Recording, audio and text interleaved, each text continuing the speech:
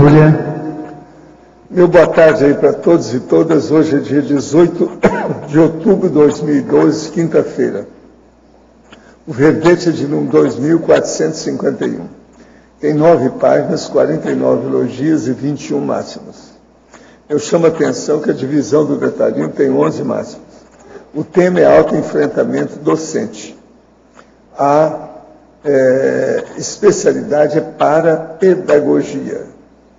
Quem redigiu o verbete aí se dedicou muito ao trabalho para fazer 9 páginas. É a professora Pilar, que está aí muito bem assessorada aí hoje.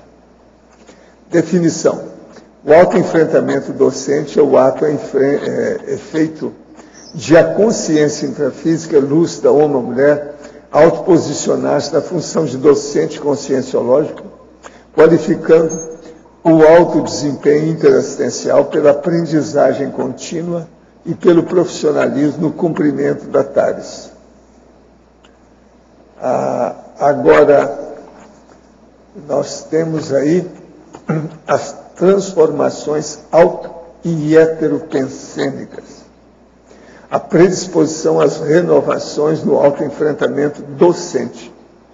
As decisões individuais conduzindo ao autoenfrentamento docente.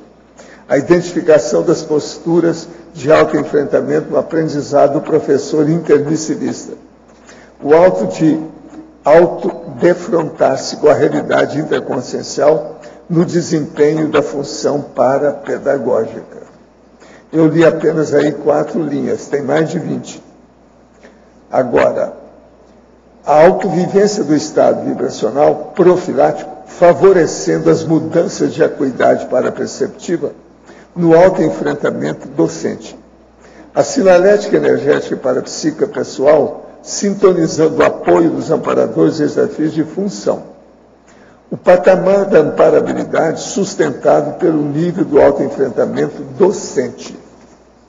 Agora, na argumentologia, nós temos o tópico sobre a taxologia, com 94 condições evolutivas relativas à aprendizagem contínua e ao paraprofissionalismo tarístico do autopesquisador para a reavaliação ou autoavaliação do nível de autoenfrentamento docente.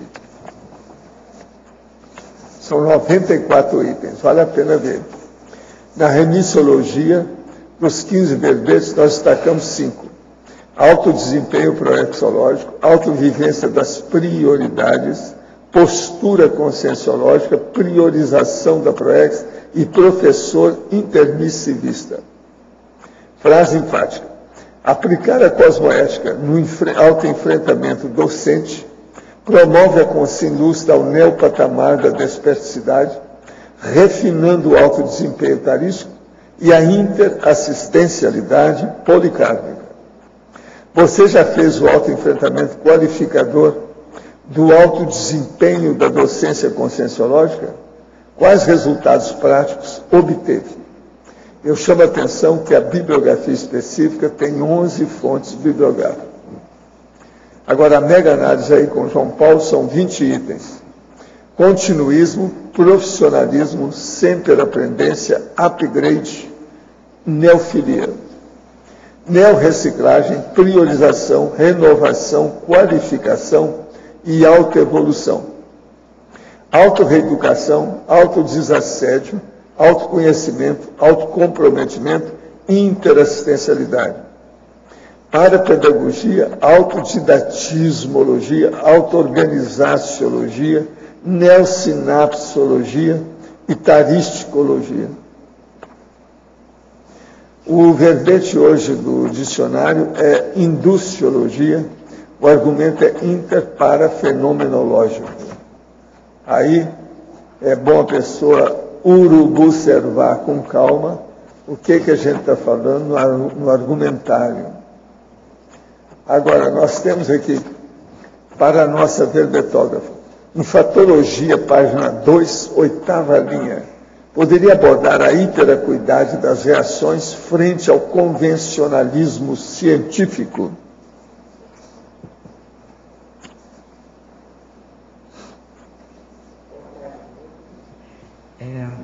Então, vamos começar já com o tema mais assim aprofundado, né? Que é a hiperacuidade de reações frente ao convencional, ao que existe de científico convencionalmente. Precisamos primeiro entender quais as nossas reações, em primeiro lugar, quais as nossas reações frente ao nosso cotidiano, às nossas atividades, àquilo que nós estamos mais frequentemente fazendo, realizando. Porém, quando estamos numa função profissional, exige de cada profissional um aprofundamento, um conhecimento maior da área que ele está representando. O conhecimento dessa área convencional é que vai direcionar essas reações, através do que o profissional consegue perceber nas suas reações frente ao que ele está trabalhando, ao que ele está enfrentando nessa área convencional. Então, escolhendo uma das áreas, por exemplo, a psicologia, se ele está trabalhando com essa área, ele vai conhecer várias abordagens, vários tipos de enfrentamento e de autoenfrentamento, mas todos eles são limitados frente ao autoenfrentamento conscienciológico. Então, todos os conceitos, eles acabam mudando. E há necessidade, então, de fazer um autoenfrentamento maior para conseguir identificar essas reações de mudança. Se já conseguiu ampliar os pensênios, o conhecimento do que ele está representando nessa área de trabalho. No verbete do DSC, página 28, em primício, gostaria que abordasse o item conviviologia. Aqui nós estamos falando o seguinte: na análise mais circunstanciada dos parafatos, notamos que a força presencial da Consim desencadeia o parafenômeno da recordação sem qualquer relação com gênero, sexo, inossoma, endossoma, sedução afetiva ou sexual. A ocorrência se sucede naturalmente, em plano elevado de convivialidade fraterna, no âmbito da transafetivologia. Em geral, o parafenômeno sobrevém com a consciência indutora ainda jovem, antes das 4 décadas da vida humana, podendo acontecer como extrapolacionismo parapsíquico, promovido por amparador de função. Neomemórias intrafísicas puxam retromemórias extrafísicas. Olha, eu quero dizer para vocês que aqui, antes de começar a nossa tertúlia, apareceu uma consciência e me abraçou. A cara é essa aqui, ó. É um garoto simpaticíssimo. Cabelo preto, eu não coloquei, o cabelo dele é preto. A cara é branquinha. Agora, muito simpático, chegou e me abraçou. Mas ele é consciente, é um amparador que se apresenta em forma de criança. E está ajudando os outros. Agora, eu já tentei ver se sei quem é, mas não sei, ele não tem muita relação comigo. Agora, ele é mais assim, cheinho, gordinho, uma simpatia, robusto, e uma simpatia. Às vezes tem disso.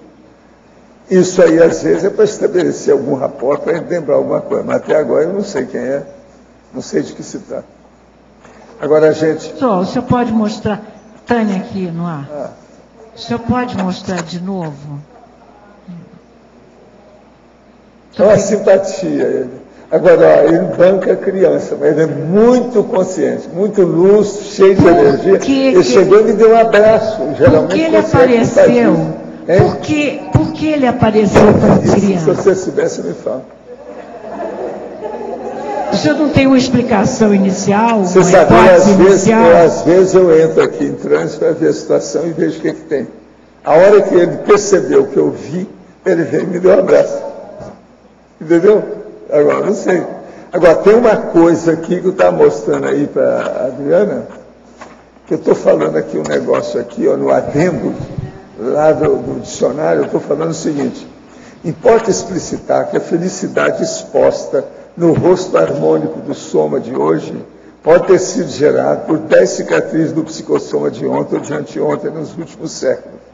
Nessa dimensão humana, somente podemos desfrutar da mini felicidade fugaz, Nas comunidades estatísticas evoluídas, podemos desfrutar da mega felicidade mais duradoura.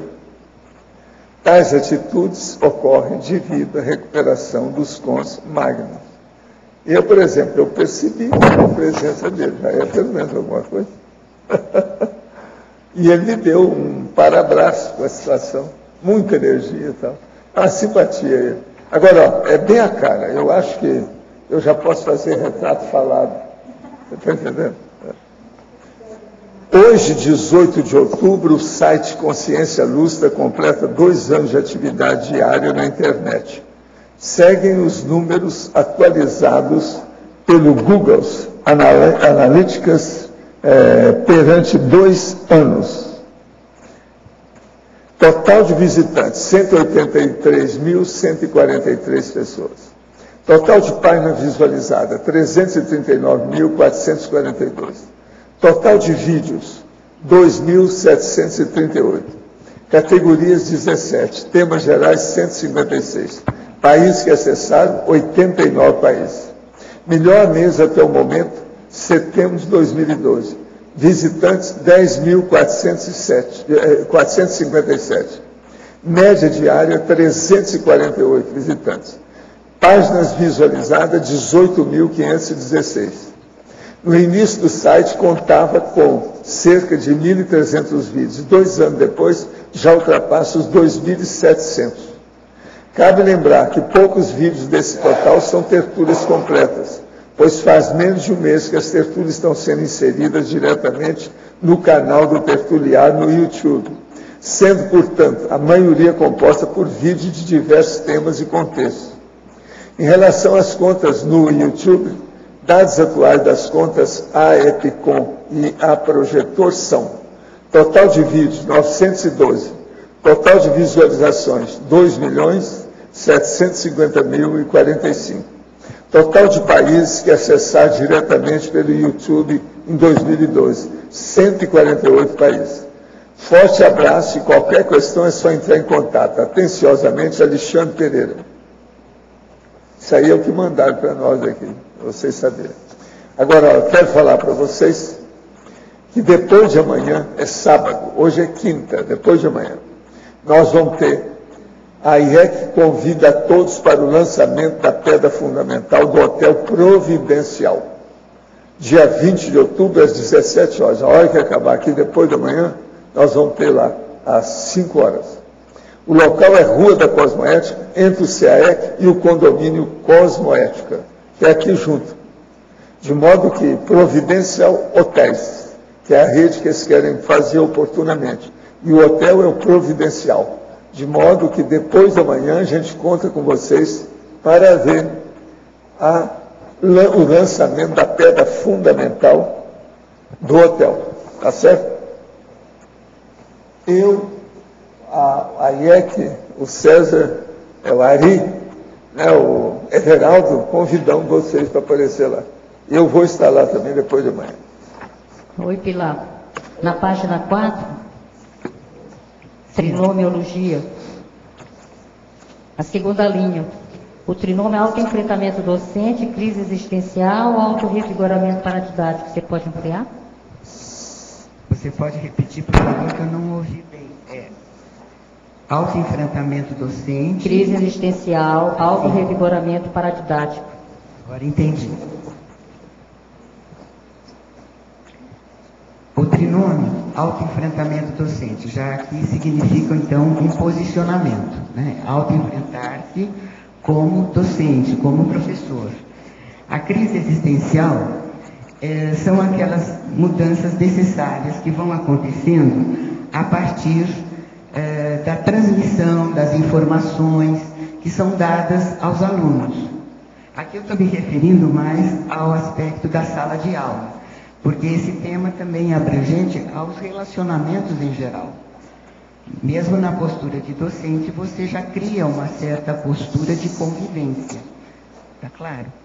Então, essa crise existencial, ela vai ser amenizada ou vai ser mais densa ou intensa, dependendo do grau de conhecimento, do grau de aperfeiçoamento que esse professor vai adquirindo. Até que, ao passar a crise, ele sente que há um revigoramento. Porque depois dessas mudanças, depois dessas transformações, o que acontece? O professor ou o docente, ele adquire mais força, mais autoconfiança, incluindo, inclusive, no parapsiquismo, nas informações ou na vivência da sua paradidática, das intuições e inspirações que ele recebe do extrafísico, dos amparadores. Ficou claro, socorro? Pilar, na parafatologia, a quinta linha de baixo para cima, depois continua, né? A rememoração providencial de mensagem síntese do curso intermissivo pré-ressomático, definindo o autoenfrentamento sadio de crise existencial. Parece até uma continuação, né, do que foi perguntado antes, quando a ênfase foi na crise do professor, ou na crise docente e na crise de enfrentamento. Então, essa rememoração dessa síntese é que provavelmente leva à crise do docente, né? Da crise existencial dele. Porque é aquela mensagem que ficou gravada e que ele consegue identificar como sendo a ponta da linha, a ponta do novelo da sua proex, né? Então, ele vem com aquela mensagem síntese do curso intermissivo. Eu vou dar o meu exemplo. Meu exemplo é o seguinte: eu desde pequena tenho a palavra organização. Mesmo sem entender o que era essa palavra, tinha significado. Era organização. Então, brinquedinhos que eu tinha, chamava até a atenção, porque eu punha tudo em fila, eu arrumava tudo assim, punha numa certa ordem. Quando, na minha época, eu tinha brinquedinho que eram soldadinhos. Eu não sei se a maioria aqui acho que nem lembra. Eram soldadinhos miniatura. Eu punha tudo em ordem, desfilando, assim. Pegava as cadeiras e punha também em ordem. Quer dizer, isso eu só fui entender depois de velha, né? Mas eu já trazia isso. Era uma coisa de organizar. Como eu fiz o ginásio comercial, porque na minha época a mulher não estudava, eu tive que estudar à noite, trabalhar de dia, estudar à noite. No ginásio comercial, nós já tínhamos aquelas aulas de escrituração mercantil, que era a escrituração, que hoje é chamada de escrituração de empresa, né? Aquela escrituração comercial. Nessa escrituração comercial tinham aqueles livros básicos, que era o borrador, o diário, a razão, caixa, conta corrente. Não sei se você lembra disso, Arlindo. Não, é porque eu fiz economia, eu tive contabilidade, né? Então, o que aconteceu? Essa síntese, essa mensagem básica, como eu trazia, essas coisas me chamaram a atenção.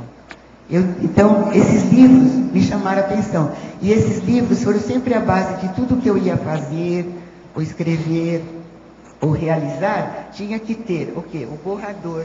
Tinha que ter o diário, quer dizer, era assim, aquela anotação primeiro, depois uma anotação mais direta, depois organizar outras partes até ter a conclusão, que era o livro Razão.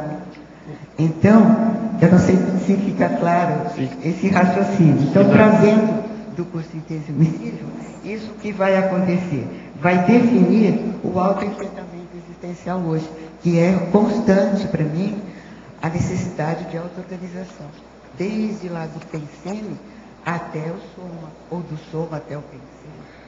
Agora, depois na fatologia, a 12ª linha de baixo para cima, as autoprescrições resultantes do autoenfrentamento docente. Então, à medida que você chega a identificar a crise, para sair dela, é a necessidade do quê? De fazer uma identificação e depois prescrever quais os comportamentos, hábitos a serem mudados e de que forma você vai mudar isso. Né?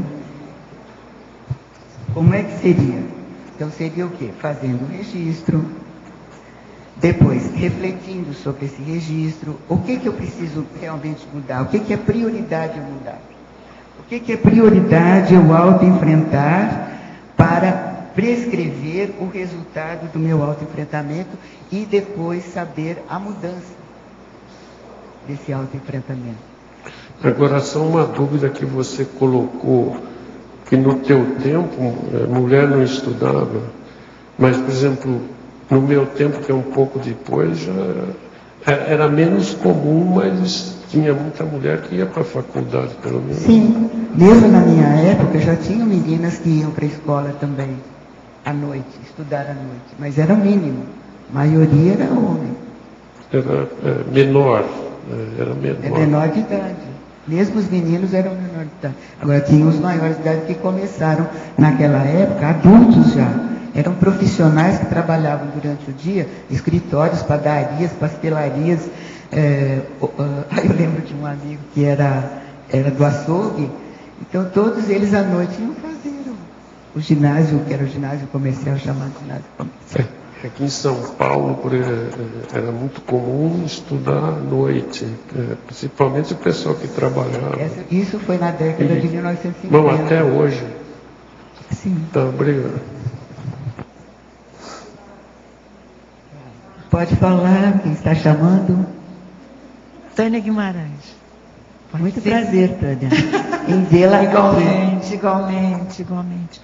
Olha só, na megapensenologia, o seu terceiro, inexiste autofuga possível. O que você quer falar? O que você quer discutir com a gente nesse autoenfrentamento docente? Eu achei isso bem interessante. Para refletir é muito bom, né? Na prática é meio difícil. Pois é. Quer dizer, você não pode fugir. Em tese você não foge de nada do que você é. Tem que enfrentar. Você vai ter que enfrentar. Mesmo que você crie alguns mecanismos de defesa, de preservação. Então, no fundo, aquilo que você está deixando de enfrentar continua ali, presente. Então, nesse momento, se eu estou fazendo uma apresentação dessa questão e eu tenho uma reação, essa reação eu não estou expondo, ela vai ficar ali dentro de mim. Eu não vou conseguir fugir dela. Ela não manifesta agora, mas pode manifestar depois.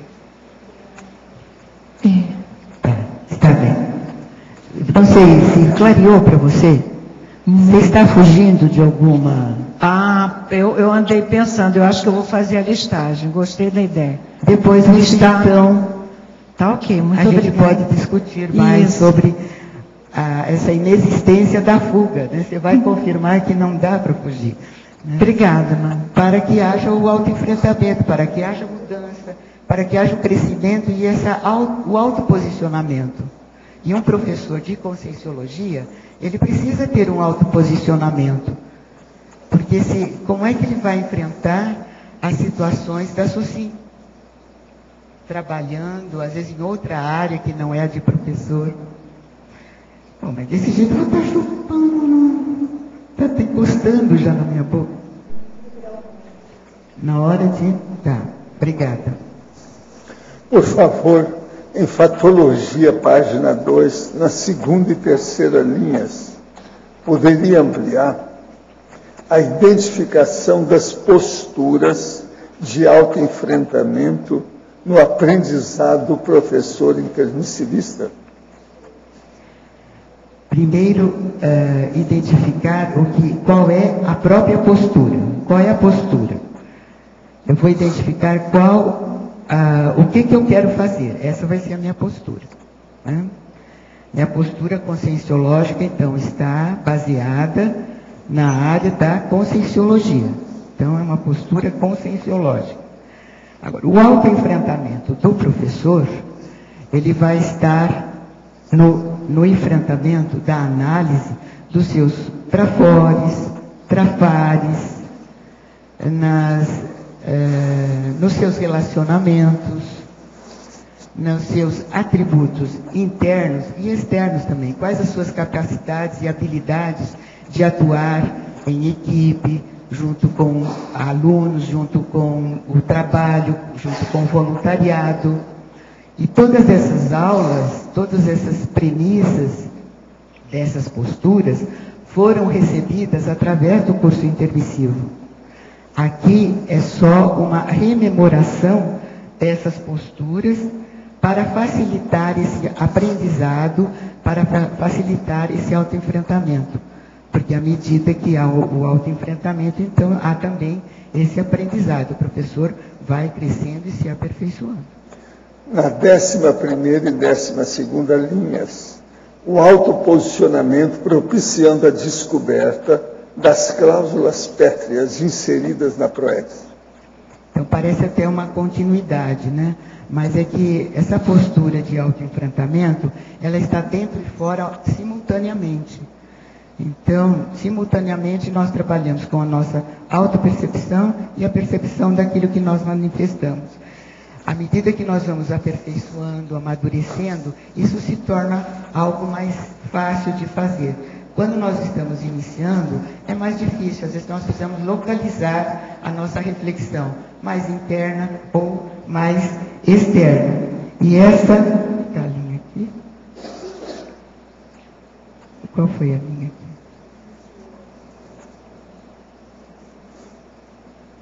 Eu perdi a linha aqui. Pode repetir, por favor, professor? O caso é 11ª e 12ª linhas, sobre as cláusulas pétreas, inseridas na PROEX. Então, à medida que vai amadurecendo, vai conseguindo afinar essa parapercepção, que vai trazer, então, mais informações do curso intermissivo e vai dando, então, a certeza da realização da PROEX, ou em que direção realizar, ou em que direção eu vou assumir esta postura de enfrentar as cláusulas pétreas. As cláusulas pétreas é aquilo que nós não podemos fugir.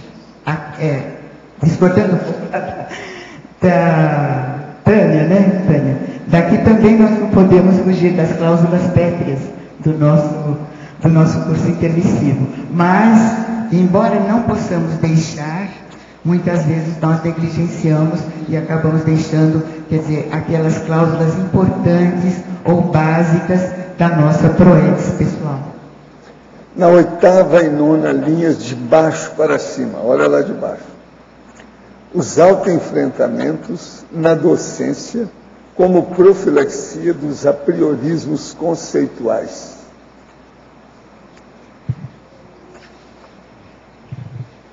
Então, à medida que aprofundamos, à medida que vamos amadurecendo, então veja, no exercício da função docente, há uma evolução, tanto no nível de posicionamento, como no nível de autoenfrentamento e de aplicação de todos esses conceitos do paradigma da conscienciologia. Com isso, nós vamos ter o quê?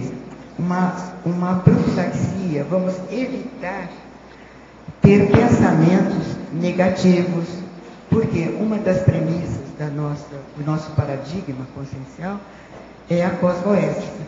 Então, nós vamos evitar ou até conseguir eliminar mesmo aquelas reações imediatistas de que isto, eu não aceito isto ou não aceito aquilo, sem ter refletido antes, criando então esses apriorismos conceituais.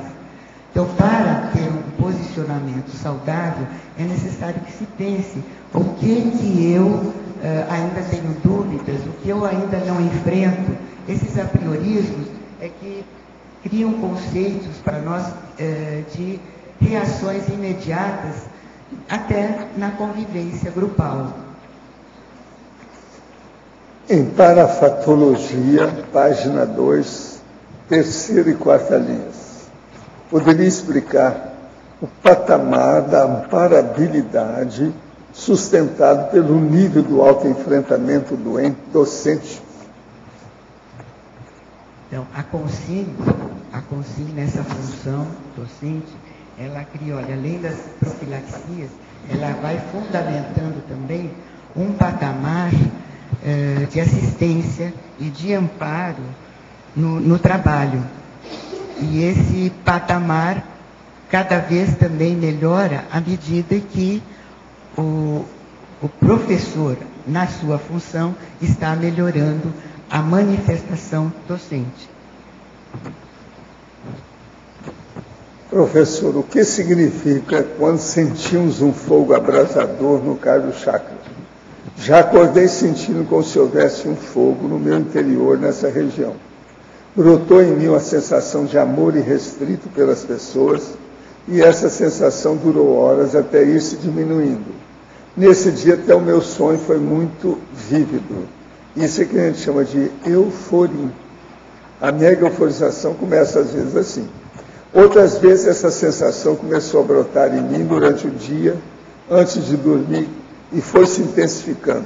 Cheguei a ficar com medo de dessomar por conta da intensidade do calor do meu corpo.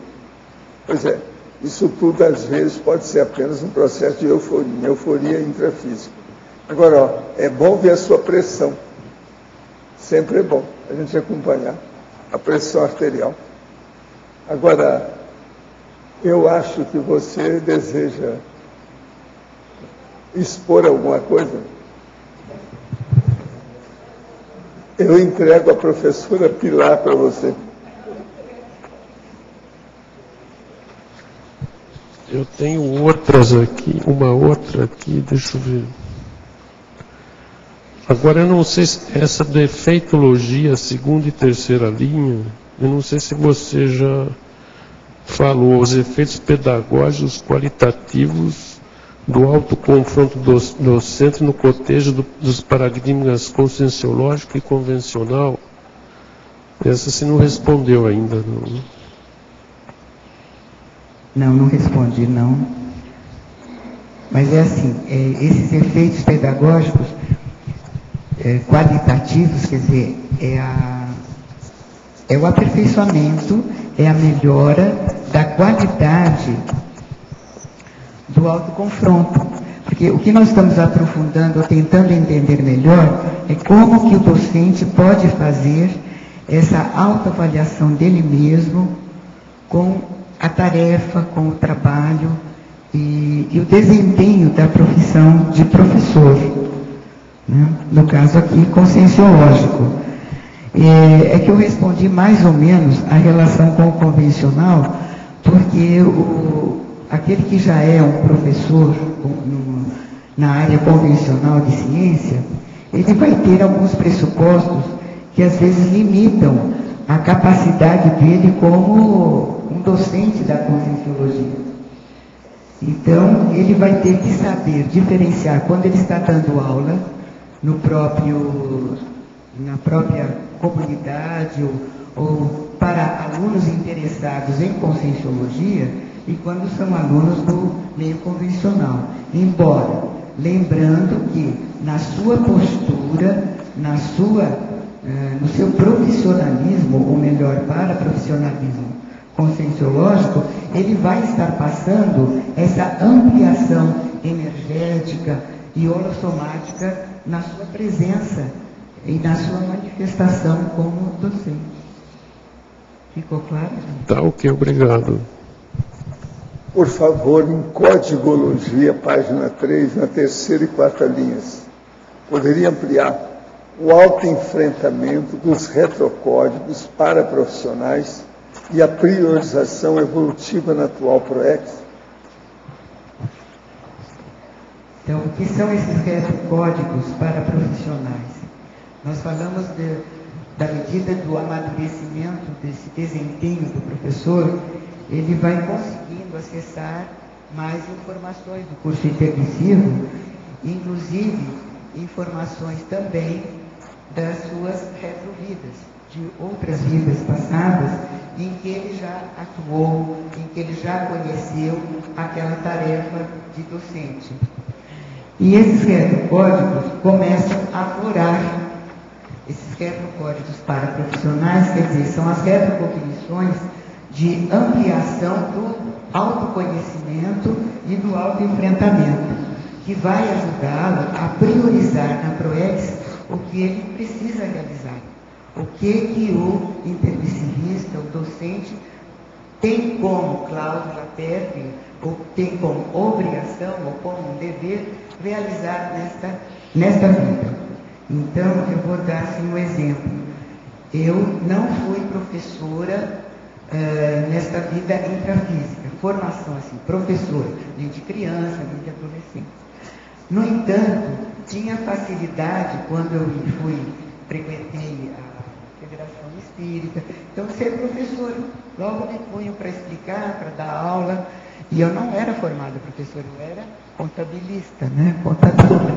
Contadora de história, então, e o que ocorria às vezes na rua comigo, sentarem ao meu lado, no metrô, no ônibus, ou andando mesmo na rua, pessoa teve vezes assim de me parar, você é professora, eu te conheço de algum lugar. Não conhecia a pessoa e nem nunca tinha visto. Mas parece que havia o quê? Um óleo pensene de professora. E não é que minhas roupas eram aquela tradicional, sabe, de óculos, de coque, não era a roupa da normalista que tinha lá perto de onde eu morava, a escola normal, que formavam as professoras. Eu não usava aquele uniforme, mas havia o quê? Algo que já era um retrocódigo para mim de ser professora. Agora, professora do que eu fui, você não me pergunta no passado. Né? Você agora está aposentada. Você agora está aposentada aí. Em tecnologia, na segunda e terceira linhas, página 3. Poderia ampliar. A paratécnica da TENEPS na autoconfrontação docente desassediadora.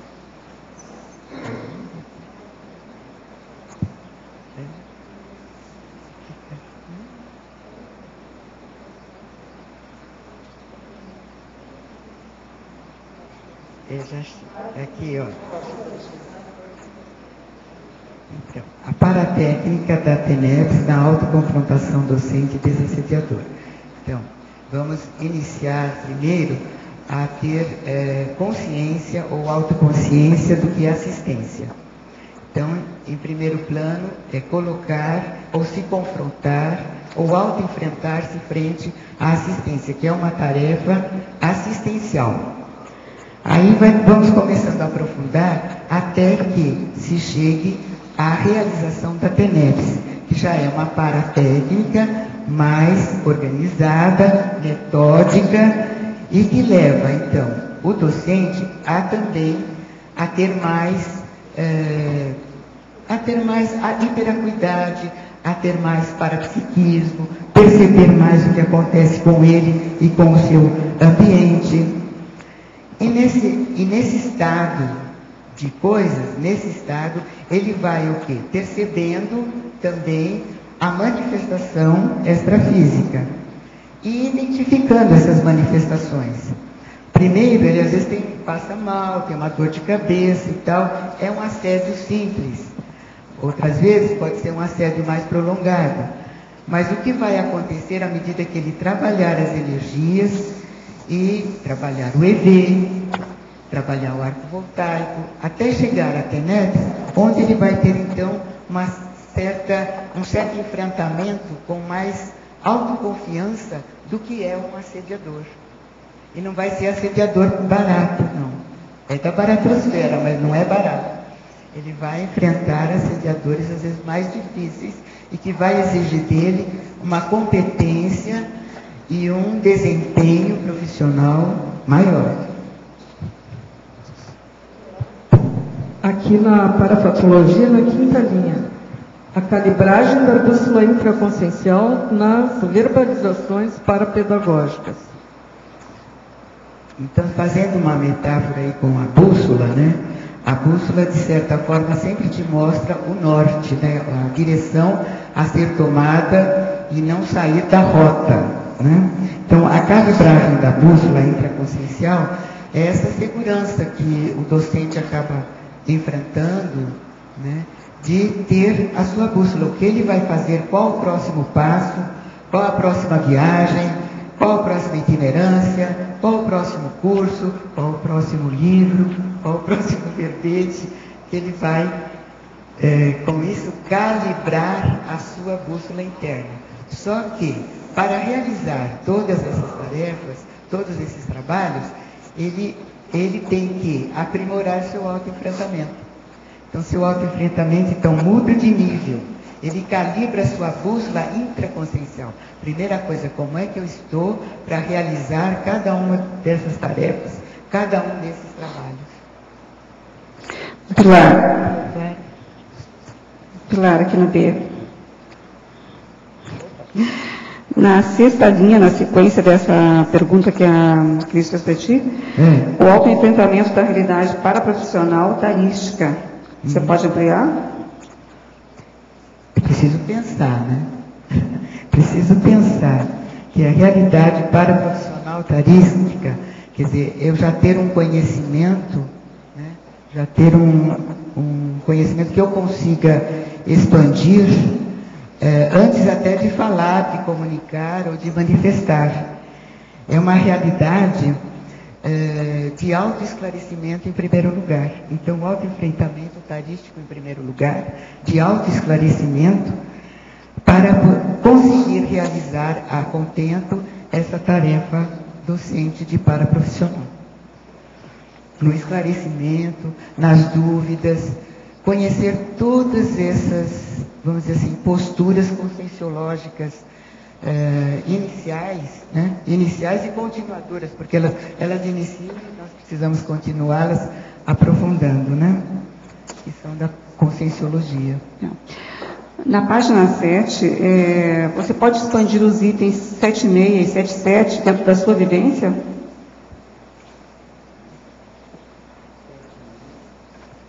Página 7, item 76 e 77. Você pode fazer algum exemplo pessoal? Exemplo pessoal. É de quando, lembrar de um exemplo,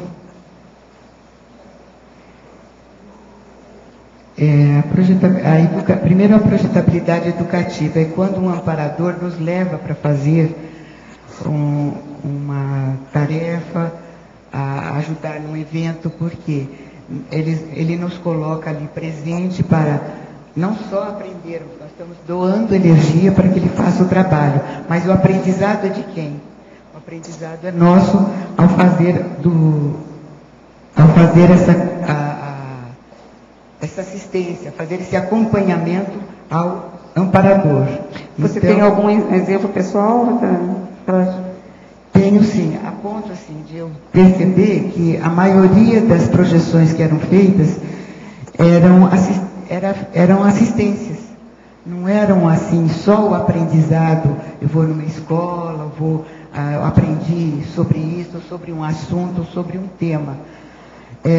O que predominava, hoje nem tanto, mas era assim, as projeções em que eu ia para assistir. E nesse assistir é que estava o aprendizado. Eu acho que para o professor é muito comum isso acontecer. É que faz um tempo já, né? Nas itinerâncias, isso acontecia. Acontecia muitas vezes a gente ter um preparo antes, às vezes, do local ou daquela turma, já era feito um desassédio antes. Quer dizer, um autoesclarecimento para esclarecer aquelas consciências. Obrigada. Professor, porque todas as vezes que faço exercício energético, exteriorização e absorção de energias, a perna esquerda parece ser mais sensível e latejante. Olha, isso é predisposição da pessoa, quase sempre quando está desenvolvendo o parapsiquismo. Não incomoda não e vê o que você faz. Vamos ver o que é que vai dar com o tempo.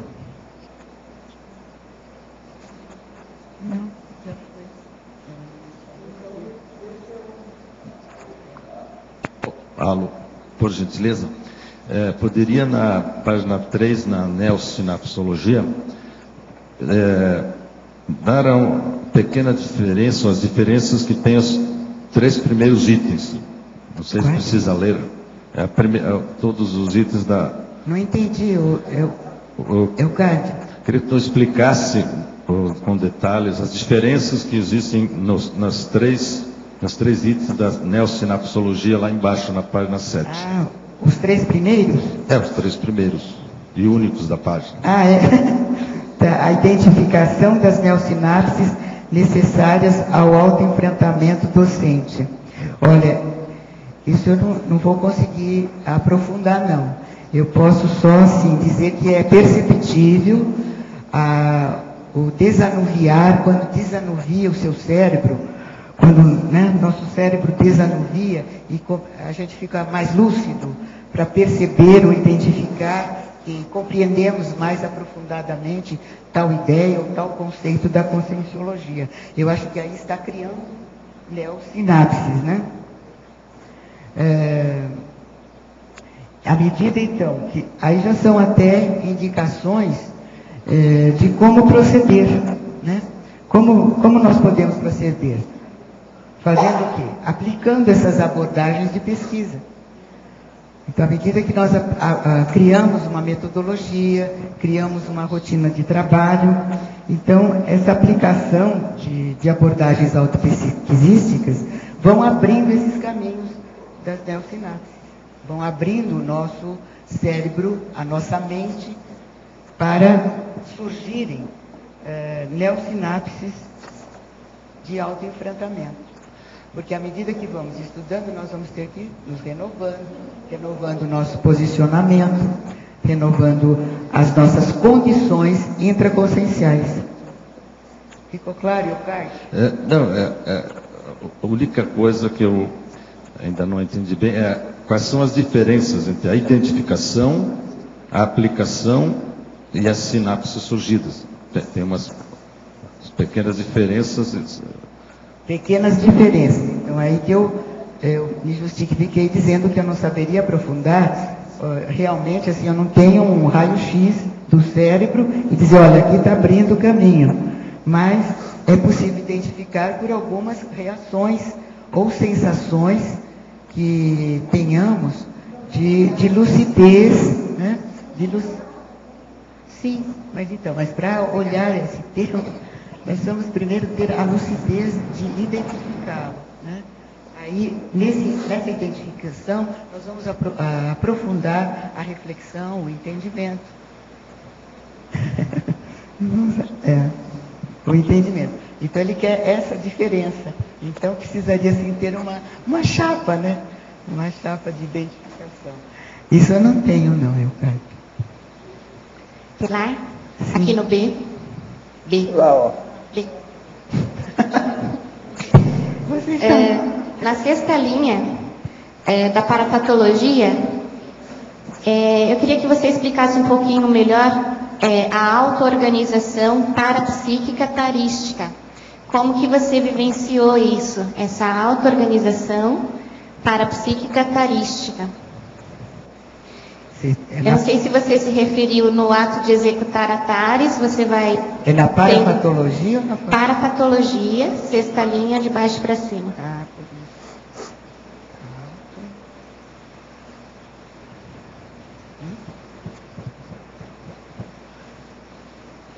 Aqui, achei.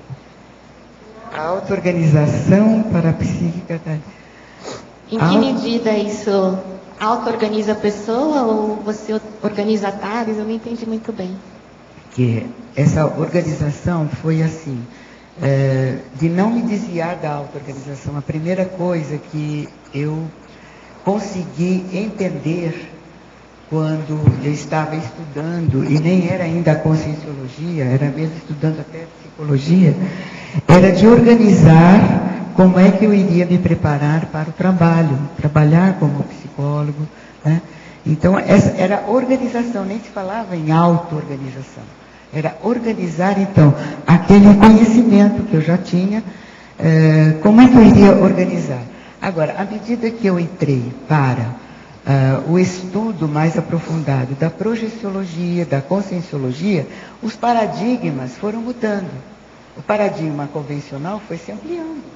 Mesmo o paradigma espiritualista, que trazia um conhecimento muito, assim, paranormal do que acontecia. porque esses eventos de interdimensão já aconteciam comigo normalmente, só que eu não tinha a ampliação do conhecimento, eu não tinha essa autotares, ou não tinha esse esclarecimento sobre o que ocorria. Eu fui ter só a partir desse estudo da Conscienciologia.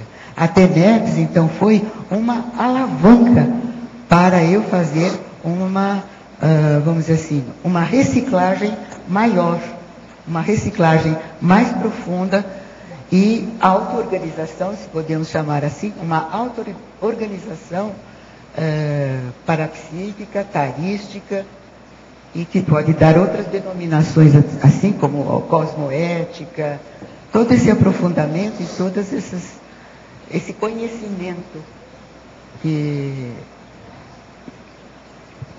Então foi a prática da TENEPS que te possibilitou... alavancou o aprofundamento da TARES.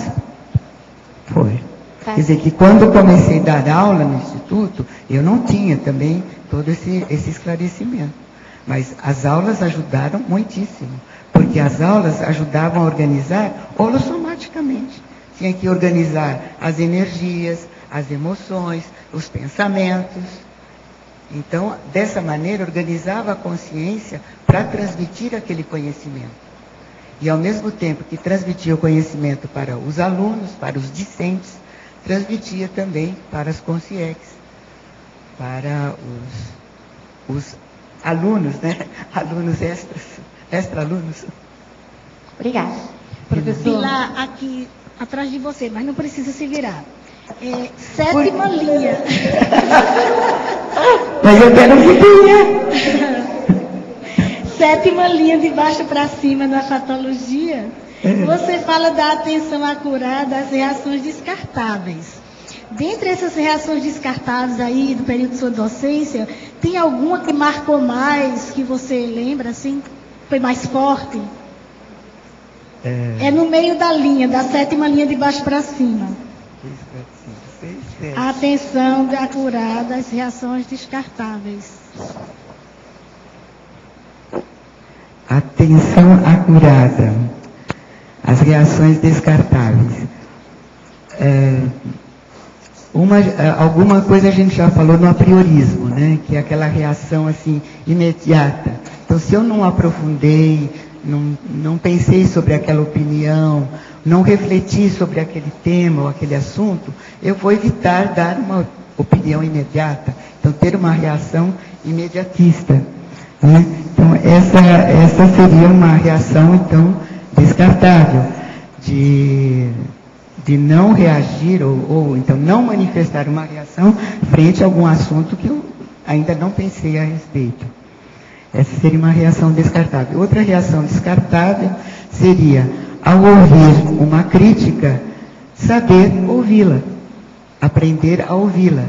Então, a reação de anteposição ou de defesa, de mecanismo de defesa daquela crítica, eu já evitar, ela é descartável. Está ficando claro para você? Ou você tem... pontos em comum com você aí. Muito obrigada. No DAC, poderia aprofundar ou associar mais ideias no complemento para psicosferologia, página 29. A consim paraperceptiva apresenta na para-ocorrência elevado nível de clarividência. Isso aqui é a clarividenciologia. Quanto à parapsicosfera da consim indutora. O parafenômeno pode detonar alterações em suas posturas, atitudes, conceituações, proposições, confirmações, reformulações e decisões. E com isso vai enriquecer para vivências, para percepções, para, vamos dizer, evidências, para constatações, para banhos energéticos, para cerebralidades e as para prospectiva da consciência parapsíquica. Então vamos entender, é muito importante nós começarmos a dar valor para observação, análise, interpretação do que ocorre conosco em matéria de energia e de fenômenos parapsíquicos. Agora, isso vai mexer na nossa psicosfera, na nossa holosfera, no holopensene energético da condição de ideias que nós temos em torno da gente. Agora, isso aí então faz com que a gente mude, comece a fazer uma reciclagem natural naquilo que nós temos. Então, os fenômenos, de modo geral, seja o que for, aconteceu conosco, seja desagradável ou agradável, a gente não deve deixar passar batido. O ideal é procurar interpretar, entender, ver a causa daquilo. Nenhum fenômeno ocorre à toa. Há sempre uma mensagem, um objeto, uma meta, uma razão de ser daquele conteúdo do fenômeno que apareceu conosco. Pode ser até um fenômeno que a gente percebe que é apenas uma extrapolação. Não interessa, ele é sério e deve ser pesquisado. De modo que é isso que nós vamos chegar no que nós estamos falando hoje, que é a induciologia, a indução. Uma pessoa pode induzir um fenômeno para a gente, nós podemos induzir um fenômeno para outra pessoa, um amparador pode fazer isso com a gente, uma observação que nós temos pode induzir um fenômeno que a gente acontece ali na hora, e por aí vai. E nós temos que fazer também induções, ilações, começar a raciocinar sobre as causas, a razão de ser das ocorrências conosco.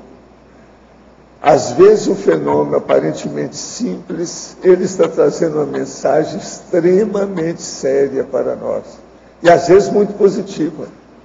Agora, a maioria de grandes fenômenos que passam com as pessoas em geral, passa batido ainda. Porque há pouca convivência com o processo da energia consciencial.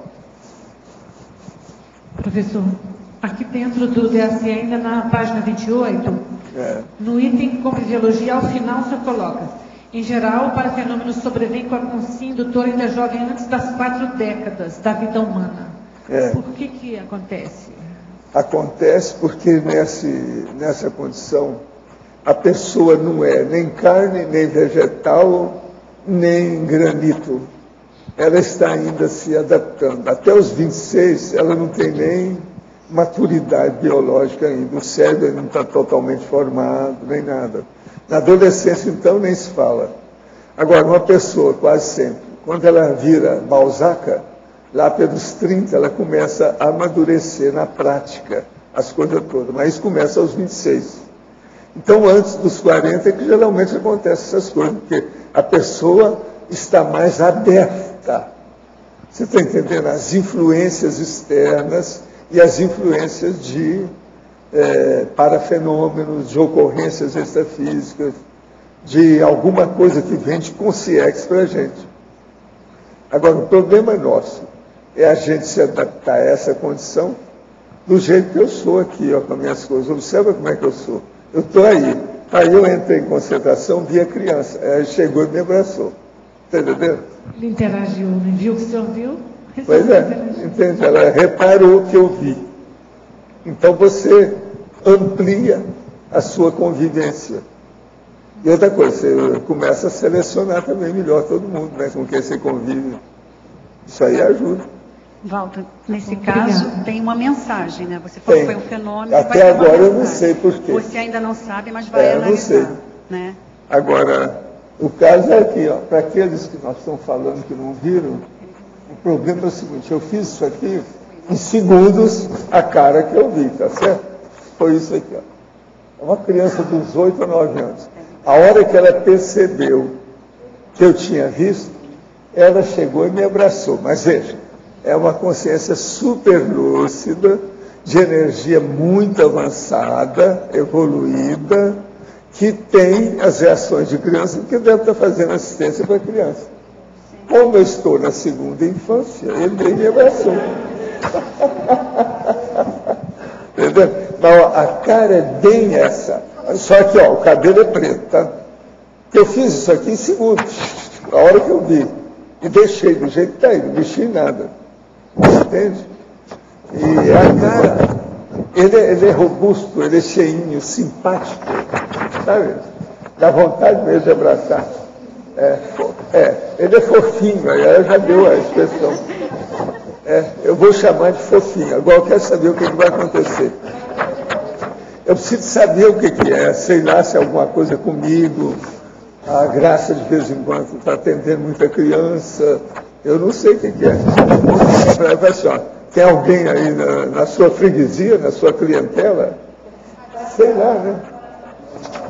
Agora, ele é super inteligente. A cara aqui está mostrando que tem inteligência ou não? Tá? Mostra que tem inteligência? Eu vi a Graça agora na televisão fazendo uma entrevista sobre criança, só vi um pedacinho. A Graça Razeira. Agora? Ah, não, eu não estou sabendo disso. Que a Graça vai, a gente não sabe bem ela. Eles convidam na hora. Mas você viu agora? Sim, agora na hora do almoço. Filha da mãe, já está explicado. Estava comentando sobre... Está vendo? Eu tive a inspiração, talvez fosse alguma coisa... Eu só vi um pedaço da entrevista. A entrevista, ela estava dizendo sobre celular e criança, os pais e essa responsabilidade. Mas tinha muito barulho no restaurante. Ela está no consultório, quando a turma da televisão vai lá e pega e leva a televisão na hora. Nem ela sabia que era televisão. Eu não estou sabendo nada disso. Outra coisa, ela sai muito cedo de casa. Então é isso. Isso aí é criança que mexeu lá com as coisas dela. Tem disso. Agora, uma coisa. Isso aí deve ser gente da chinesinha. Foi o que eu pensei, mas fiquei quieto. Estou esperando para ver. É da equipe da chinesinha que trabalha com ela. Pilar, tem uma pergunta para você, a Elisa, aqui no ar. É o seguinte, na página 7, o item 62, sobre mega euforização. A minha curiosidade é a seguinte, eu estou sabendo dessa técnica há pouco tempo, e eu queria entender se dá para fazer uma auto-mega euforização, ou como é que funcionaria isso nesse contexto. Você está perguntando neste contexto do professor, do autoenfrentamento docente? Sim. Ou você está falando assim só para você? Porque Não. aí eu passaria para o professor. Se for assim para você, as duas coisas são importantes. Nesse contexto, eu acho que é muito importante. E para a gente, como consciência, saber fazer também, se for possível.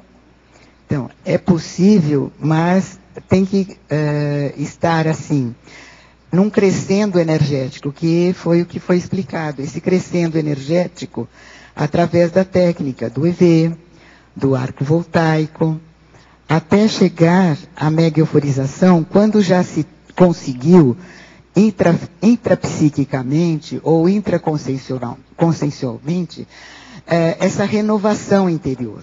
Uma renovação mais atualizada do momento atual da própria vida, onde consegue já um autocontrole dessas energias, um autodomínio maior, para que essa harmonia, essa serenidade, mesmo que seja temporária, permita que façamos essa euforização, quer dizer, essa exteriorização de energias com mais força, com mais intensidade, mas que mantendo aquele equilíbrio íntimo, sem nos desequilibrar, sem nos deixar com muita euforia e sem nos deixar também indiferente àquilo que está acontecendo ou às nossas dificuldades de estar realizando esse tipo de trabalho de atividade ou de conclusão da técnica. Ficou claro para você, Elisa? O professor Waldo pode acrescentar. Ela perguntou sobre a mega euforização. Eu falei que é sobre a harmonização íntima aumentada. Se é possível a gente fazer uma auto-mega euforização, então, como seria isso? Então, mas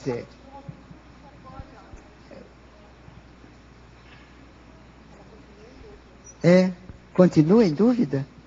Sim, como é que seria a técnica? Eu entendi a parte energética. Então, você entendeu como é que funciona a mega euforização? Agora, como é que você faz esse funcionamento? Você é que vai fazer funcionar. Sim. Então, usando esse conhecimento da mega euforização, esse mecanismo energético de autodomínio, de anticonflitividade, de análise interior. Chega num ponto, você mesmo desencadeia esse processo. Tá.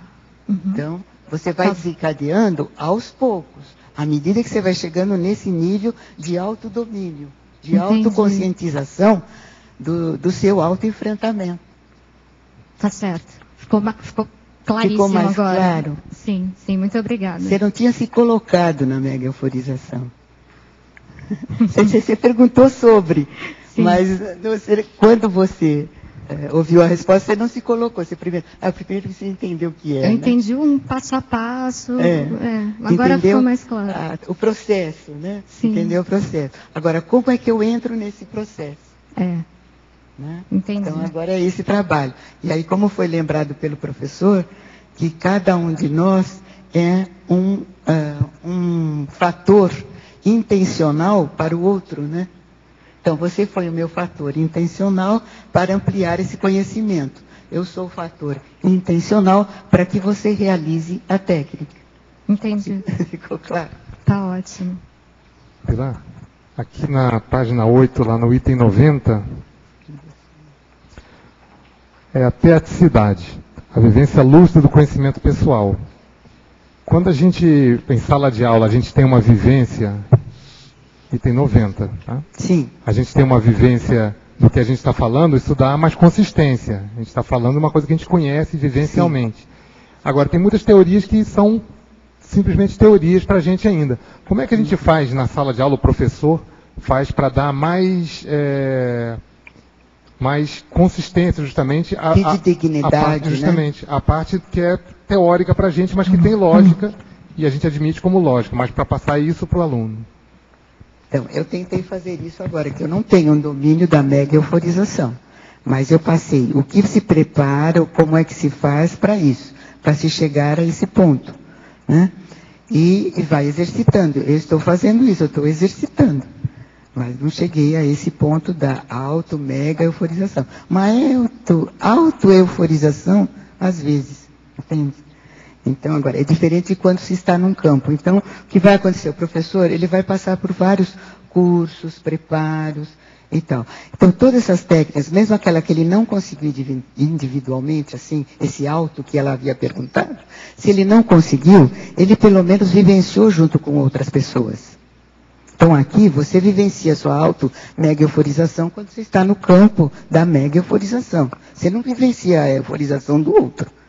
Está sendo feita para o outro, né?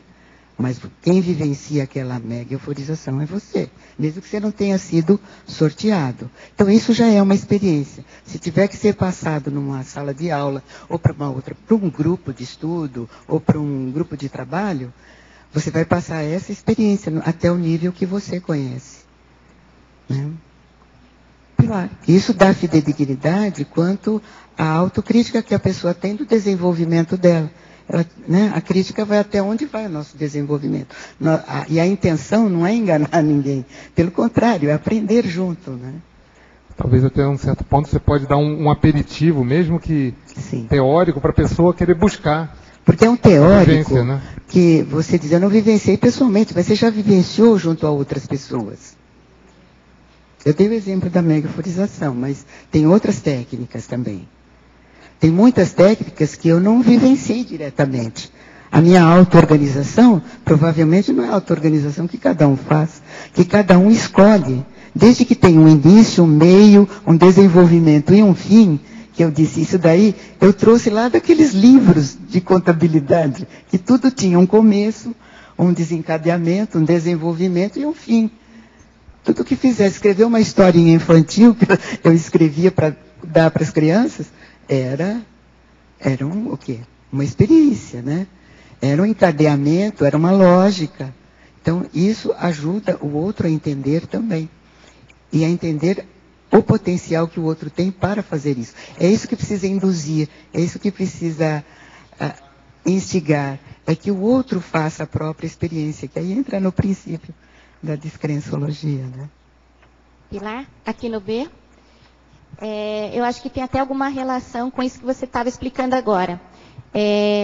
na segunda e terceira linha ali da principiologia, segunda e terceira de baixo para cima, né?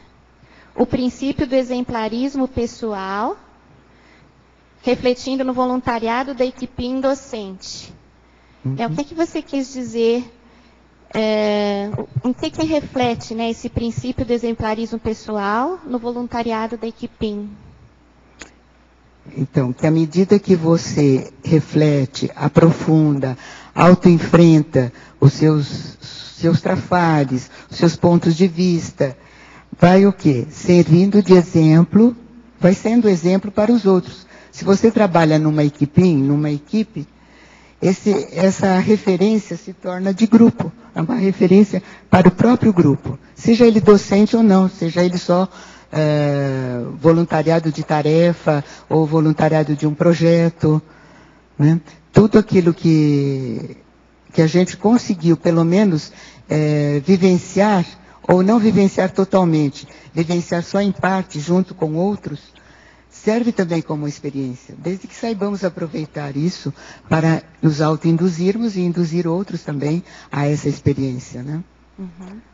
Agora, a Equipex também, agora que a gente está vendo aqui, as pessoas vêm aprender com a nossa atuação, né? A gente tem visto bastante aqui no interlúdio, nesses debates, tudo. Então, acho que dentro do processo docente, deve haver também uma reciclagem, né, do grupo extrafísico, dos posicionamentos docentes, né? Aqui nessa neociência, deve haver também alunos intermissivos, mais recentes, juntos, né? Mais recentes e que estão trazendo às vezes pontos de vista, nuances desse trabalho intermissivo. Esses serão os futuros docentes aqui na Justamente. Obrigada. De nada, sempre às ordens. Pilar, aqui no ar. Na página 5, na culturologia, na terceira linha. De acordo aí com o tema, você poderia comentar a cultura da mudança e a mudança da cultura? Aqui. A cultura da mudança. Se nós estamos trabalhando com um tema, trabalhando com uma ideia, trabalhando com um paradigma, e nós temos a certeza que ele traz mudanças, né? Então, aí o que nós estamos criando? Uma cultura para a mudança, que é o que está até encadeado com o que foi falado. Nós promovemos a cultura da mudança através da induciologia, né? Nós trabalhamos nisso.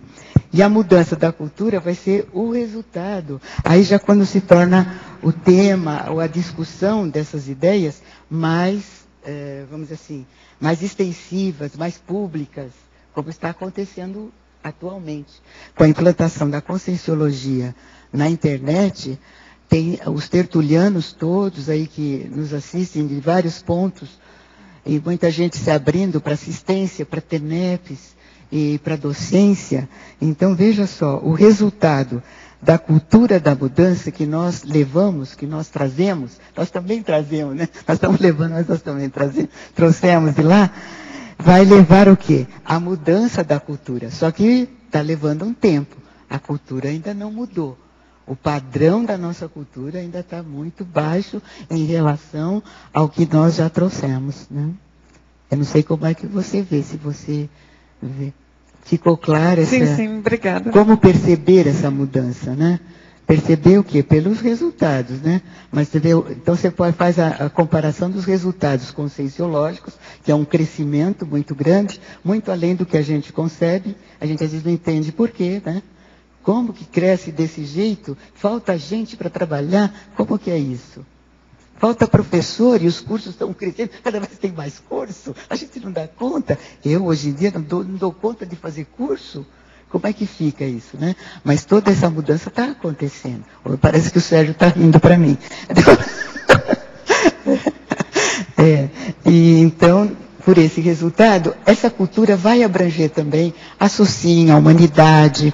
E esse padrão da humanidade, aos poucos, também vai mudar. Obrigada. De nada. Vamos trabalhar.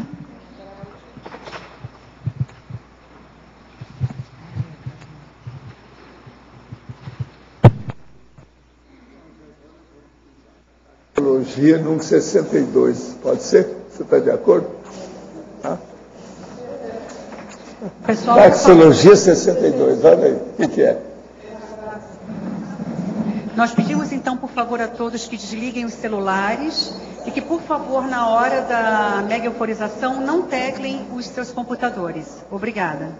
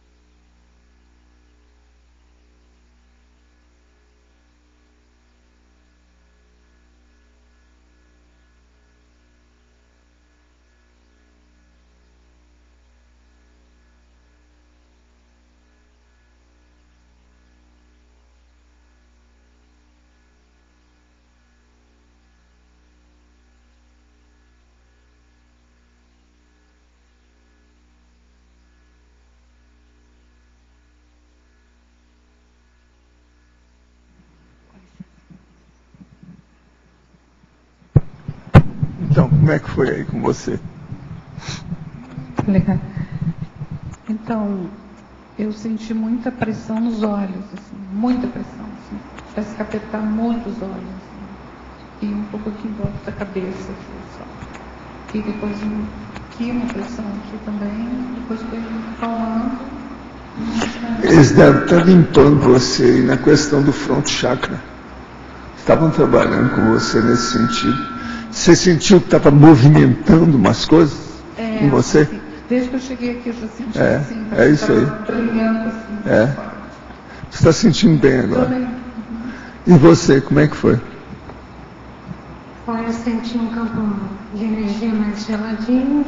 Está muito gelado. E percebi assim uma soltura do ombro chakra, na cabeça e também mexer ali na cabeça do lado direito e o olho direito. Depois mais para o final eu vi uma que estava mexendo em todo. Você está se sentindo bem agora? Sim, Tá eu bem? me senti bem o tempo todo. E esse meu chefe aí, como é que tá? Você estava sumido, né? Custou aparecer, né? Você viu quem é ele? Chegou ontem. Custou aparecer nessa dimensão. Ele veio mais barbeado, mais cheio de barba. Mas está tudo bem com você? Tudo bem. Tá? Mas como é que você sentiu aí? Senti um arrepio assim mais do lado esquerdo e também aqui na região da cabeça.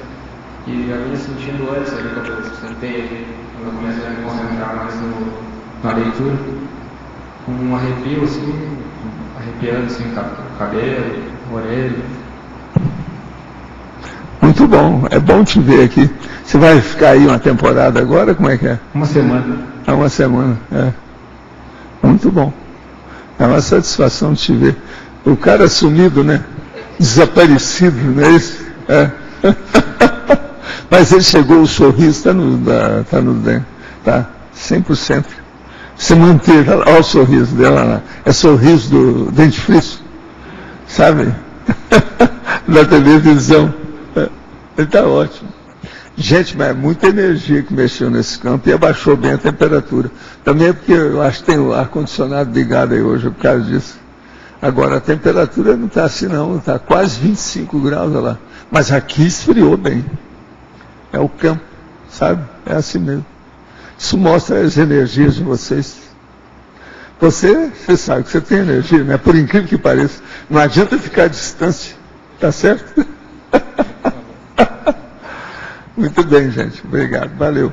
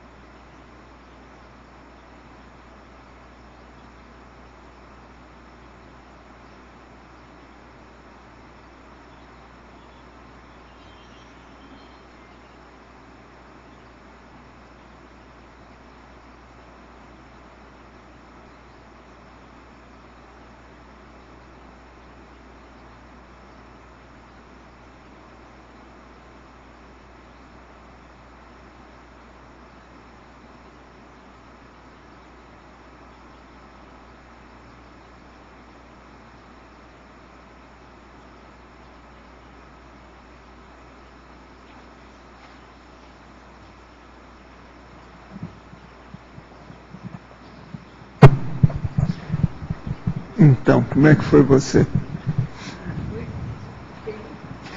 Foi tudo bem. E assim, um aperto aqui bem forte, aqui apertando aqui assim, mas o mais era aqui, no umbigo, assim, uma sensação gozada que se espalhava pela barriga, uma espécie de uma dor. Eles deram uma geral em você aí agora. Você percebeu alguma coisa também, né? Tiraram a energia de você. Então, assim, aquela dorzinha assim, aquilo se espalhava assim pela barriga toda. E o mais, estava tudo bem. Agora, hoje você veio disposta para isso, a ver sem bengala.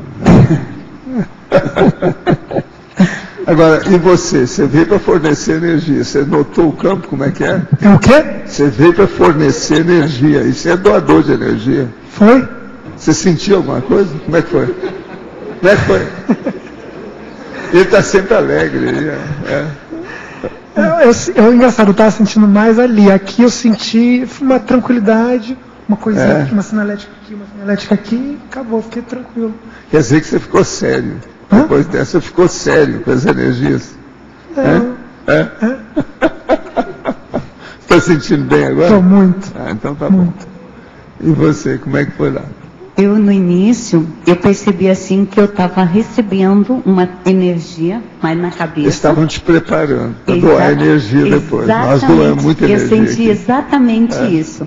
Então eu senti essa energia e aí depois eu percebi que só saía energia, sabe? E assim aquilo ficou mais tranquilo mesmo saindo a energia.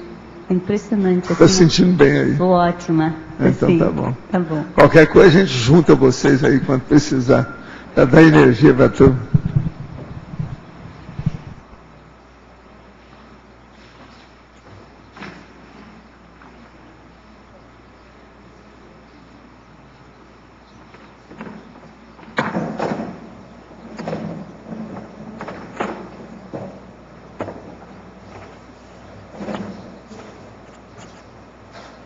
Gente, eu devolvo agora a professora Pilar para vocês.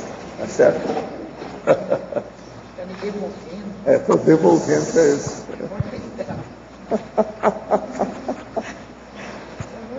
Pilar, na página 7, ali no 58, né, liderança cosmoética, como é que você percebe na sala de aula, que você já falou, né, sobre a docência, a questão da sala de aula, nessa questão do docente, na posição de poder, né, conhecimento, como é que, na sua visão, como é que é essa liderança cosmoética, essa democracia em relação ao conhecimento, como é que funciona, na sua opinião?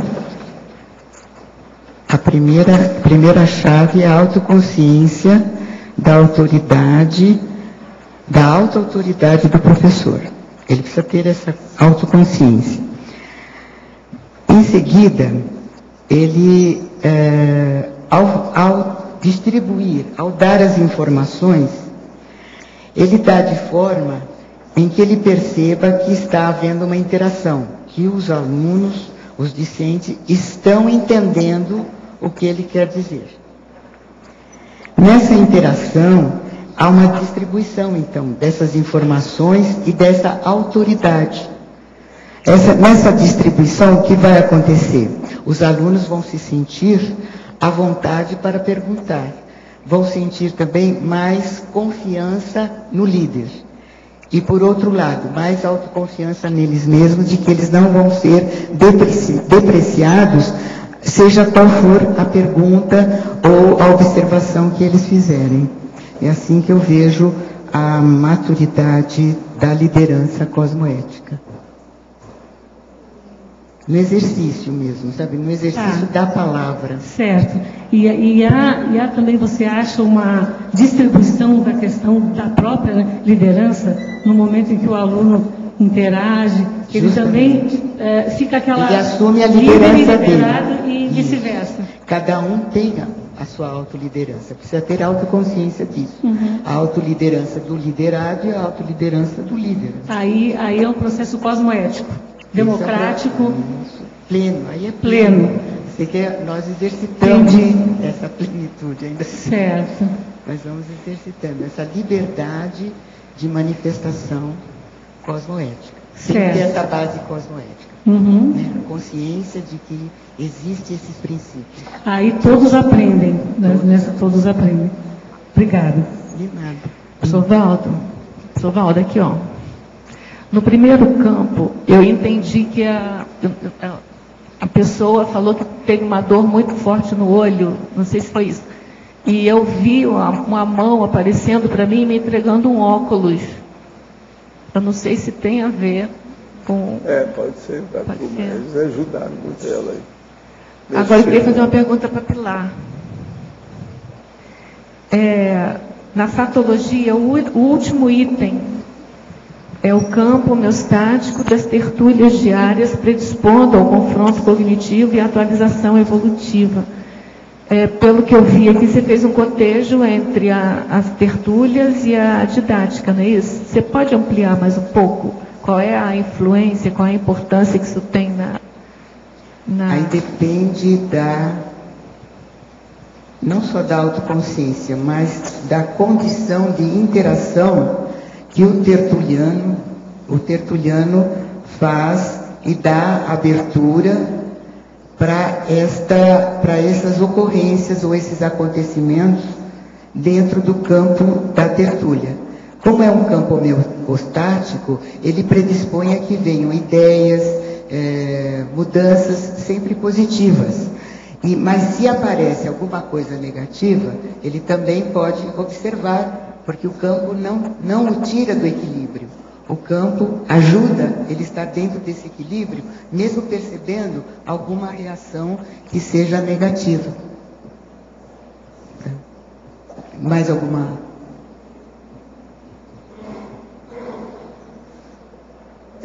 Questão mais séria, então, é de você perceber no campo. Como é que você está nesse campo? Você está interagindo com ele? Você está contra ele? Você, sabe, e as percepções que vêm com você, com as outras pessoas, os toques no ombro, assim, né? Obrigada e parabéns pelo dever. Alguém chamou? Fala, Cátia.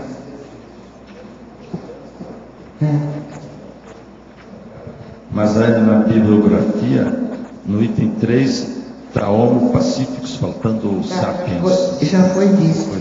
Valeu. Já foi visto. Obrigada, viu? Oi, Pilar, aqui no a página 2, para a patologia, de baixo para cima, terceira linha. Você poderia aprofundar um pouquinho sobre a participação no trabalho da reurbanização planetária? Também essa condição depende da autoconsciência da pessoa em relação a esse trabalho, a extensão que o trabalho ou da tertúlia ou o trabalho pessoal tem na assistência ao planeta. Com essa autoconsciência, amplia também e desenvolve as técnicas que são usadas, a TENEPS e outras técnicas, trabalhos de campo, as dinâmicas, que vão predispor a essa mudança de cultura, como havia perguntado a nossa compassageira evolutiva, influindo então na mudança de cultura através dessa reurbanização. Então, cada passo, cada informação, cada mudança que é feita através das energias, através da ideia, é uma reurbanização. Começa no jardim de casa e vai para o jardim da humanidade, né? O jardim do planeta, essa reurbanização. Ficou claro? Tá, obrigada, Pilar. De nada, vamos continuar na sementeira aí do jardim. Eu teria um exemplo aqui, vocês viram na citaciologia, a citação aí do Demóstenes.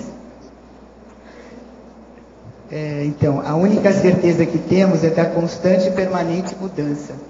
Então, o Demóstenes, ele era um fanático pela palavra. Fanático no bom sentido aqui, né? Ele era assim, tinha uma admiração muito pela comunicação. Ele era um político e orador. Só que ele teve um autoenfrentamento muito grande. É um exemplo. Porque para ser orador ele precisava se comunicar, precisava falar, e ele era gago. Então, qual o exemplo dele de autoenfrentamento? Só que ele tinha uma praia, né? Ele tinha uma praia lá em Atenas, ele andava então pela praia, às vezes até corria, declamando, porque ele criava também os poemas, né? Ele declamava em voz alta e colocava seixos na boca. Quer dizer, ele fazia todo um exercício que hoje não sei como é que seria feito, né? Seria mais um fonoaudiólogo que daria as técnicas de enrolar a língua, torcer, mudar o maxilar, soltar outros sons, né? Para poder melhorar. E ele conseguiu superar a gagueira e se tornou, naquela época, o maior orador da Grécia. Eu achei interessante esse exemplo dele.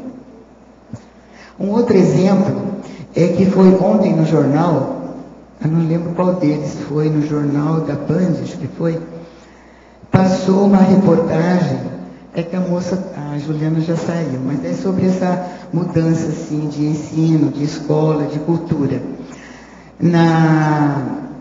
Naquela favela de Heliópolis, em São Paulo, um professor que assumiu a coordenação da escola, ela estava toda depredada, havia sido roubado, inclusive tinham recebido os computadores, foi nessa época dos computadores, eles receberam os computadores e foram roubados os computadores dentro das caixas, tudo depredado.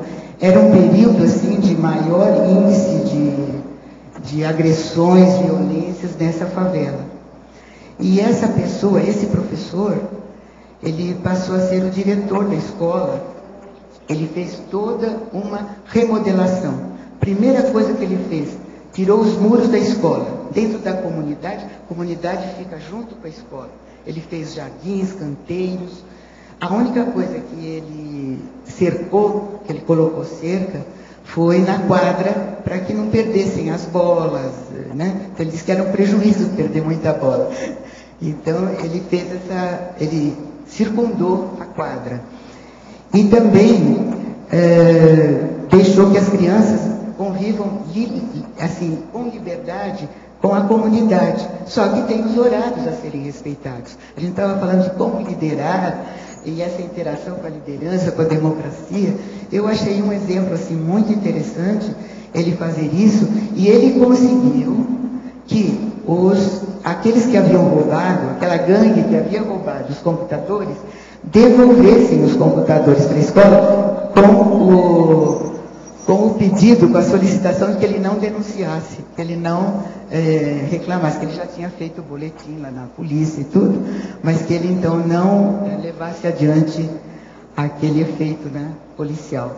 E foi o que ele fez. Então agora a escola já está montada, tudo funciona muito bem, as crianças têm onde brincar, têm os brinquedos, têm liberdade, e é criança, assim, do fundamental, né? Do ensino fundamental. Eu acho, para mim, assim, me dá uma satisfação, eu vi algum ponto positivo no meio de toda essa coisa difícil, né? Pilar, acho que você também não citou que o professor, ele colocou as crianças no comando, não é isso? Sim, ele criou. Detalhe importante, ele instalou a democracia entre as crianças e elas que comandavam tudo. Então, entre eles também elegeram lá o prefeito, o vice, e eles discutem tudo. Então, se é para... Você lembra de mais alguma coisa do caso aí? Né? De que eles, então, funcionam assim como uma pequena comunidade, né? A escola funciona assim. Não é o professor ou a diretoria que coloca as placas, não, tudo é discutido. Se há um infrator, alguém que fez alguma coisa errada, é levada para esse conselho, ele tem que faz a cariação, ele tem que se colocar, fazer esse autoenfrentamento diante dos colegas e ver até onde, por que ele errou e tal, e como é que ele vai resolver a situação. Pilar, eu espero mais os outros 200 verbetes da sua parte. Era só 200. Tá certo? Eu diminuí. Sabe? Eu ia falar 500, mas falei agradeço a oportunidade. Os nossos comerciais, por favor. Obrigado. Hoje tivemos 77 assinaturas no livro de presença, 18 perguntas presenciais e 11 perguntas online. Temos os recados da Rosemary sobre o curso Desperticidade, a Elisa sobre o curso Apolônio de Tiana, o Eduardo sobre o CP2, Buenos Aires, junto com a Patrícia, a Marguê sobre o Desperticidade, Sandra sobre o curso Fundamentos da Conviviologia.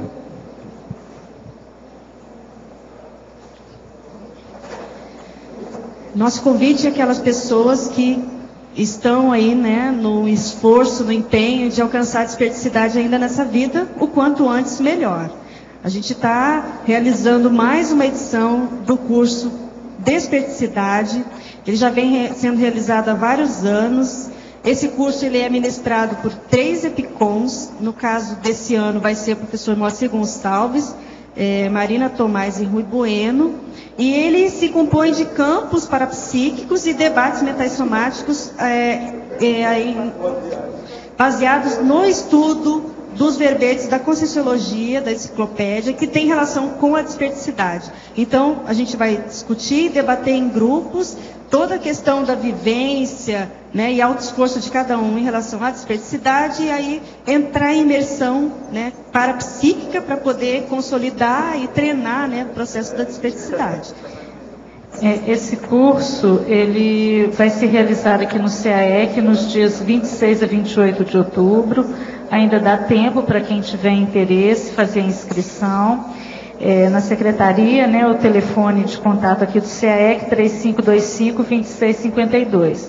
Lembrando aí a desperticidade, né, quem estiver aí na docência, muitos professores, né, a desperticidade é uma meta para essa vida? É uma pergunta, né?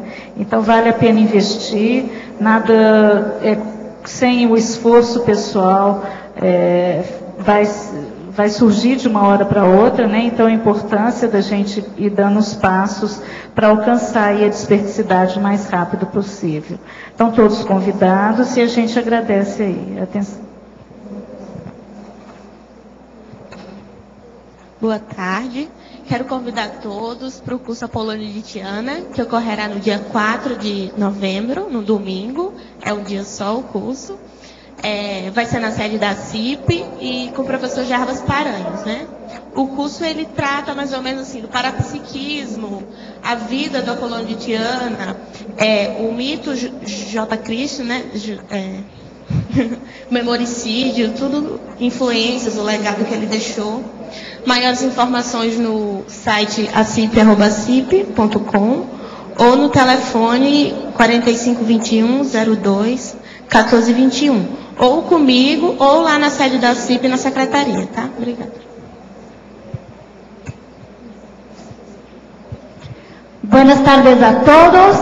Es con alegría que estamos acá para invitarlos para el SP2 de Buenos Aires. El SP2 va a ocurrir dentro de una semana en la capital, Buenos Aires, corazón de toda la manifestación de Argentina. Estaremos en 3 días de intensa reurbanização extrafísica.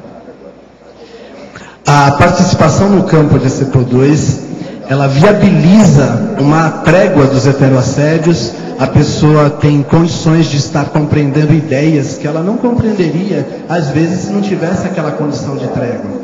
E esse CP2 especificamente é uma oportunidade de estar vivenciando esse ambiente de campo, é um campo internacional, é um outro Olupenseiro. Então, quem puder, vale a pena fazer um esforço para ir até Buenos Aires, contribuir com suas energias e participar desses campos.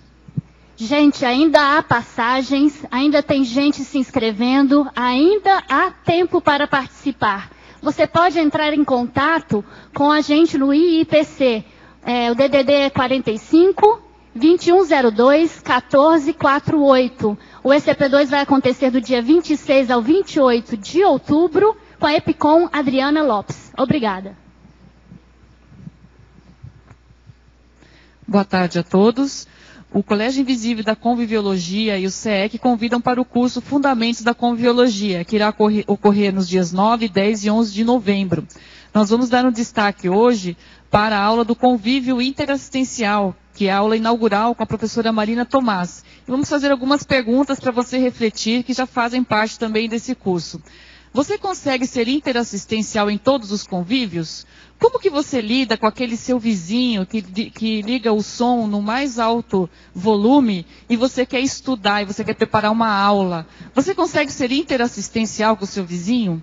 Então, isso é uma coisa para você pensar e são coisas que nós vamos discutir. Quais são as suas estratégias interassistenciais para lidar com certos convívios difíceis e, às vezes, complicados? Então, estão todos convidados.